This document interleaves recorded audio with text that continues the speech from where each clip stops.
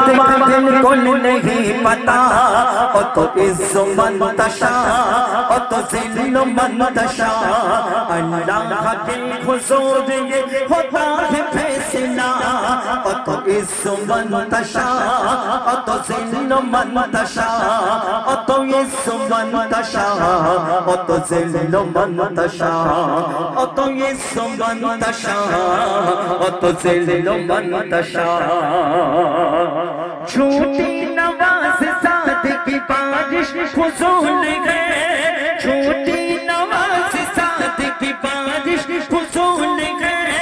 मुझको ज़लील करने की साजिश फुजूल है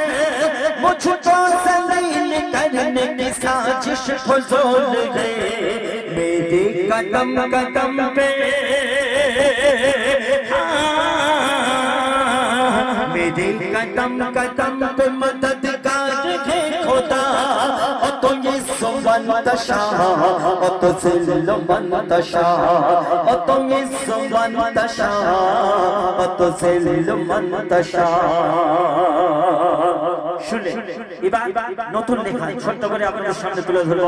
কেন না আপনারা বহু কালাম শুনেছেন এই যে গজলটা মইদুল্লাহ লিখেছেন তো আমরা দুজন ডুয়েটে গিয়েছি পশ্চিমবঙ্গের প্রতিটা স্টেজে মানুষ পছন্দ করেছে তার আগে ছোট্ট করে একটা দুটো অন্তর আমার এক বন্ধুর ফরমাইশ বহুত শুনো মুস্তাফা মুস্তাফা মুস্তাফা मुस्तफा मुस्तफा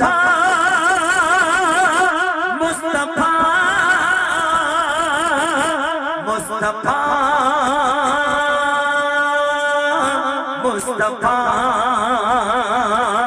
मुस्तफा मुस्तफा या नबी मुहम्मद या रसूल मुहम्मद या नबी मुहम्मद या रसूल मुहम्मद तुमी मौज शाफायात तुमी मौज शाफायात तुमी मौज शाफायात तुमी मौज शाफायात या नबी मुहम्मद या रसूल मुहम्मद या नबी मुहम्मद या रसूल मुहम्मद तुमी मौज शाफायात तुमी मौज शाफायात तुमी मौज शाफायात तुमी मौज शाफायात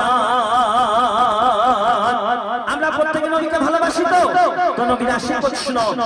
পেলে দিদার একটি বার তোমাকে খোদার কসম কলিজা খুন দিয়ে তখন ধোয়াব তোমার কদম পেলে দিদার একটি বার তোমাকে খোদার কসম কলিজা খুন দিয়ে তখন ধোয়াব তোমার কদম ওই স্কোদনে দেখেনি ভাঙে ইশকে সকল দাঁত তুমি মৌজ শাফায়াত তুমি মৌজ শাফায়াত তুমি মৌজ শাফায়াত তুমি মৌজ শাফায়াত